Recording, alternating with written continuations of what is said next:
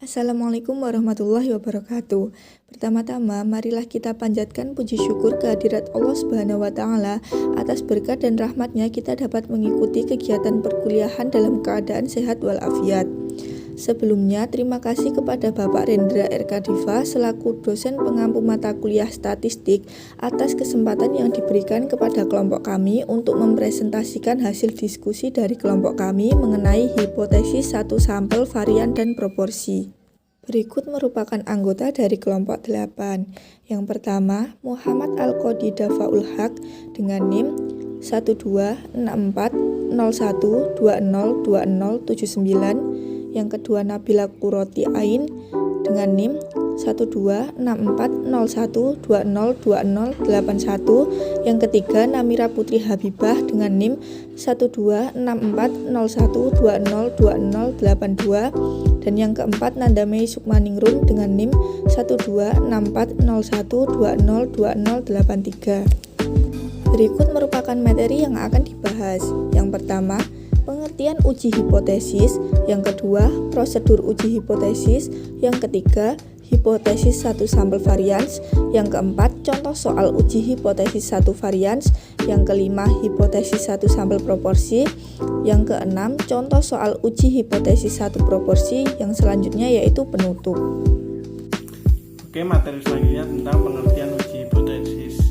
Uji hipotesis merupakan prosedur yang berisi sekumpulan aturan yang menuju kepada suatu keputusan apakah akan menerima atau menolak hipotesis mengenai parameter yang telah dirumuskan sebelumnya. Kegunaan bab ini misalnya seorang peneliti di bidang kedokteran dengan melakukan eksperimen tertentu ingin melihat apakah vaksin yang dia temukan lebih baik daripada vaksin yang biasanya dipakai untuk menyembuhkan penyakit tertentu. Dengan melalui langkah-langkah pada uji hipotesis, penelitian tersebut akan dapat menentukan apakah vaksin tersebut lebih baik atau tidak, tentu saja dengan menggunakan paradigma dan bahasa peluang. Materi selanjutnya, prosedur uji hipotesis. Yang pertama, rumuskan H0 dan H1. Kedua, tentukan taraf signifikasi, yaitu A yang akan dipakai untuk uji hipotesis. Yang ketiga, pilihlah statistik uji yang cocok untuk menguji hipotesis yang telah dirumuskan. Yang keempat, hitunglah nilai statistik uji berdasarkan data observasi atau amatan yang telah diperoleh dari sampel. Yang kelima, tentukan nilai kritis dan daerah kritis berdasarkan tingkat signifikasi yang telah ditetapkan. Yang keenam, tentukan keputusan uji mengenai H0, yaitu H0 ditolak atau H0 diterima. Dan yang terakhir, tulislah kesimpulan berdasarkan keputusan uji yang telah diperoleh. Untuk materi selanjutnya adalah hipotesis satu sampel varian. Pengujiannya hipotesis untuk varian satu sampel menggunakan chi-square tes statistik atau disebut X2.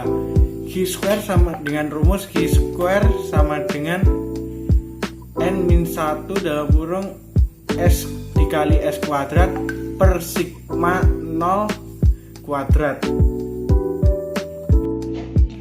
Berikut ini merupakan contoh soal uji hipotesis satu varian, yaitu sebagai berikut. Contohnya yaitu sebuah perusahaan mengatakan bahwa sebelum diadakan perubahan dalam proses produksi, deviasi baku produksinya adalah sebesar 240 gram. Setelah diadakan perubahan dalam proses produksi, pengusaha tersebut ingin melihat apakah deviasi bakunya masih sama dengan deviasi baku sebelum diadakan proses produksi. Untuk itu, dilakukan penelitian dengan mengambil sampel berukuran 8 dan dari sampel tersebut ternyata diperoleh deviasi baku sebesar 300 gram. Jika diambil alfa sama dengan 2%, bagaimana kesimpulan dari penelitian tersebut? Pembahasannya yaitu H0 sigmanya sama dengan 240, H1 sigmanya tidak sama dengan 240. alfa sama dengan 0,02. Statistik uji yang digunakan yaitu chi-square sama dengan n-1 dikali s kuadrat dibagi sigma 0 kuadrat. Komputasinya yaitu chi-square sama dengan 8-1 dikali 300 kuadrat dibagi 240 kuadrat sama dengan 630.000 dibagi 57.600 dan diperoleh hasil sebesar 10,938. Kemudian mencari daerah kritis. Chi-square 0,99 df7, kemudian melihat di tabel ditemukan sebesar 1,239. Chi-square 0,01 df7, kemudian melihat tabel dan ditemukan nilai 18,475. Daerah kritis sama dengan chi-square kurang dari 1,239 atau chi-square lebih dari 18,475 dan chi-square hitung sama dengan 10,938 bukan anggota dari daerah kritis. Sehingga keputusan ujinya yaitu H0 diterima. Maka kesimpulannya yaitu tidak terjadi perubahan deviasi baku. Materi selanjutnya, hipotesis satu sampel proporsi. Pengujian hipotesis satu sampel proporsi. Parameter yang diduga adalah proporsi. Rumus statistik ujinya dengan menggunakan Z hitung, karena umumnya proporsi digunakan untuk sampel besar. Rumusnya adalah Z sama dengan X min NP0 per akar NP0 dikali 1 min P0. Penjelasannya, P0 adalah dugaan nilai proporsi atau persentase dalam populasi. X adalah banyaknya kejadian dalam sampel, dan N adalah ukuran sampel. Untuk materi selanjutnya yaitu contoh soal uji hipotesis satu proporsi. Pengusaha sabun Cap Macan mengklaim bahwa sabun produksinya dipakai oleh paling sedikit 90 dari 100 bintang sinetron. Seorang peneliti ingin melihat apakah klaim pengusaha tersebut benar. Untuk keperluan itu dikumpulkan 200 bintang sinetron secara random dari populasinya. Ternyata dari 200 bintang sinetron tersebut yang memakai sabun Cap Macan ada 182 orang. Jika diambil alfa sama dengan 5%, bagaimana kesimpulan penelitian itu? Selanjutnya yaitu pembahasan. Pada pembahasan kali ini kita mengikuti prosedur uji hipotesis yang ada pada slide sebelumnya. Yang pertama yaitu H0, P lebih dari atau sama dengan 0,9, maka klaim pengusaha benar. H1P kurang dari 0,9, maka klaim pengusaha tidak benar. Alfanya yaitu 5% atau 0,05. Selanjutnya kita menentukan statistik uji yang akan digunakan, yaitu Z sama dengan X min NP0 per akar NP0 kali 1 min P0.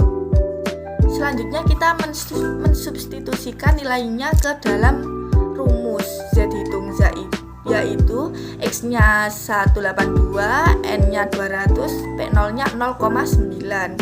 Hasilnya yaitu 0,471. Untuk selanjutnya kita mencari daerah kritis. Karena hipotesisnya menggunakan tipe C, maka letaknya ada di kiri. Alfanya tadi kan 5%, sehingga luasnya yaitu 50% dikurangi 5%. Hasilnya 45% atau 0,45. 0,45 itu selanjutnya kita cari pada tabel Z. Hasilnya yaitu di antara 0,4495 dan 0,4505. Jika ditarik garis ke kiri, yaitu 1,6, dan jika ditarik garis ke atas, yaitu di antara 0,04 dan 0,05.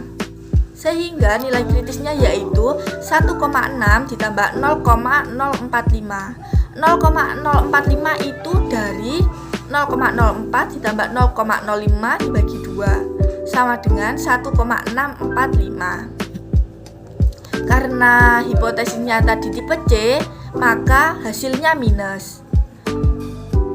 Maka daerah kritis Z hitung sama dengan kurang dari minus 1,645. Z hitung kita tadi kan 0,471, berarti dia tidak masuk ke daerah kritis.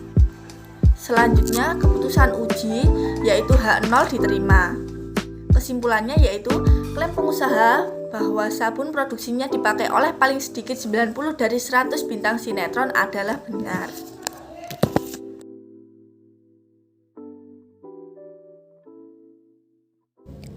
Baik, sekian presentasi dari kelompok kami. Apabila ada kurang lebihnya, kami mohon maaf.